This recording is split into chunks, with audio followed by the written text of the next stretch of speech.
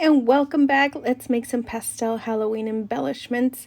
I'm using the Halloween Party DCWV. I picked it up at Michael's last season. Some chipboard stickers from Target and some sewn tulle pieces with a couple of sticker ephemera pieces, cut aparts, and some sequins. I really think this is a cute color mix. I picked it up just because I'm going to use the blacks and pinks and a little bit of oranges that are in there. They all coordinate with this paper collection, so let's get started. I am using just a little bit of cut aparts. As you could tell, there's lots of pinks. There's some extra die cuts there, but I've already picked out what I'm going to use. And let's get started. I'm picking out some of these chipboard pieces, and I picked these up from Target. I want to say 3 years ago. They were in the crafting section.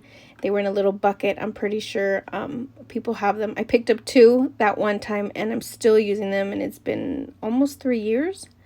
So I'm going to use a ghost, a skeleton, and the pumpkin. And I picked these because I think they're my favorite. That's pretty much why I picked them, because I think they're my favorite. I'm also using this piece of tulle. I picked it up. I always say it in Spanish, tulle. And it's from Dollar Tree when they come out with their frosted colors during Valentine's, Christmas. They always have really pretty tulle, and it has like spackle pieces, almost like snow. But yeah, that's pretty much what the only tulle I have, and I really like it. It adds a little girly fluff to it, I guess. I went ahead and I did some sewing on it. Excuse me. And now I'm just going to add in a strip of paper there that has little bones on it. And I'm going with my powder tool. And as you could see, the chipboard sticker had a sticky piece backing. So I took it off, and I don't want it to stick to anything. So that's kind of my way of getting the stickiness off of that chipboard. I'm also using little cut aparts and a little pumpkin. I did print out some of the ephemera that was from the collection. Isn't that cute? I'm going to hold the pumpkin at the bottom.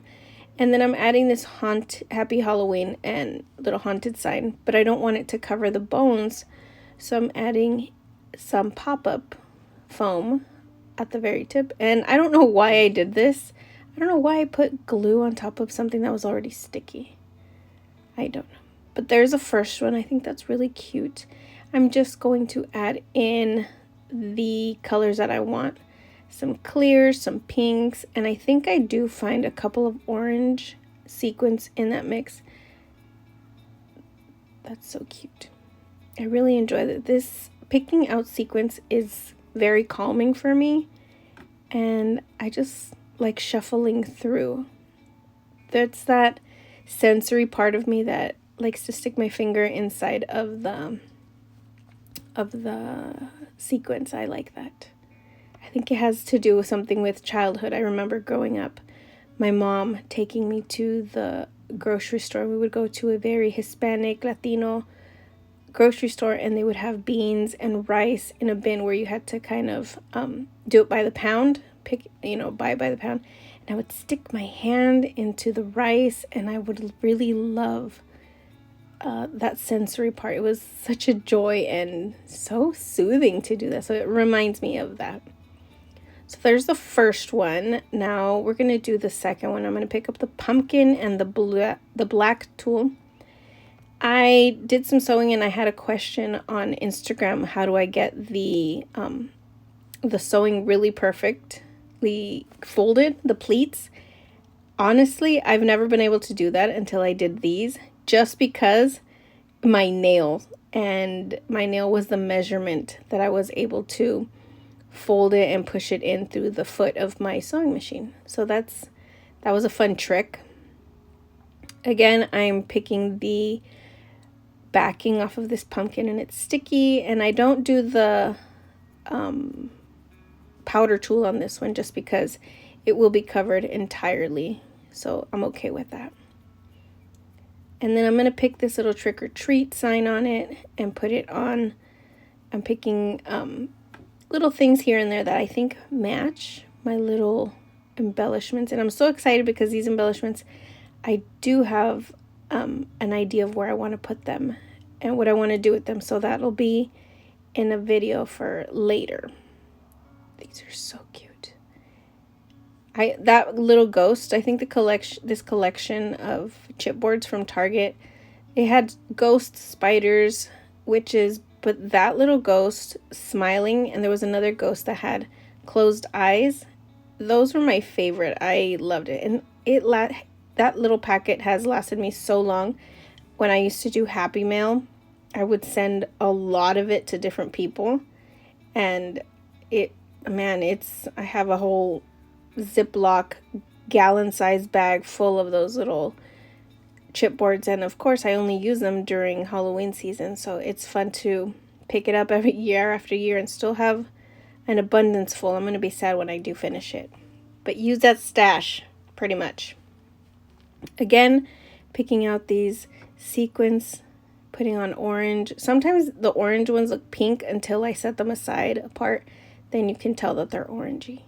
Now let's do this one. It's a silvery glitter tool.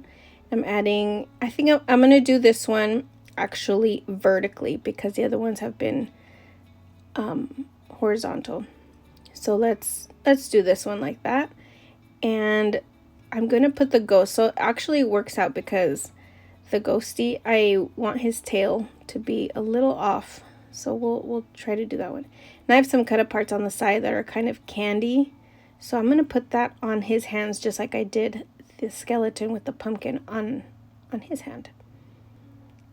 I feel like you just need to add a little bow on the head and it'll make it a girl. And that's so cute. I should have thought of that. Man. Okay, next time. I just thought of it right now. This little boo is going to hold a lollipop. And I end up putting a candy corn on his other hand, I think.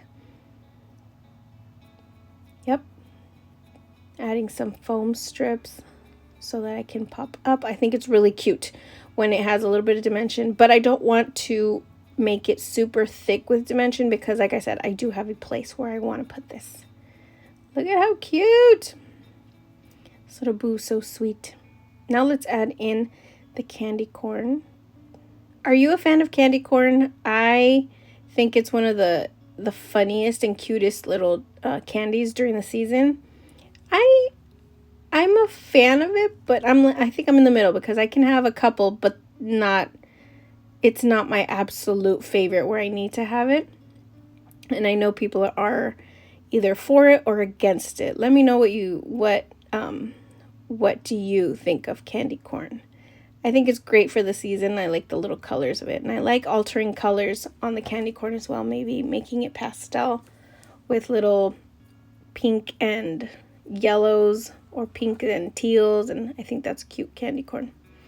But that's pretty much it. I mean, you can go on and on making a ton of these little guys and using up all scraps of papers and ephemera pieces that you didn't have, and just going on and making beautiful and adorable, cute little embellishments. Here are the 3 that I made. Look at that. And I used the paper scraps from Halloween Party, and I picked that up at, I did say Michael's earlier, and I apologize. It was not Michael's, it was Joann's. So let's get that right. It was from Joann's, the paper. Look at this deliciousness. Let's just pan out so you could see all the pastel beauty on this. It's so cute. Anyways, thank you so much for stopping by and creating with me. I think I'm gonna just keep looking at these pictures because they're so cute, and I love the lighting, how it looks. Look at that. Boo, trick or treat, and happy Halloween. I can't wait to show you what I use these on. All right, guys, until next time, bye.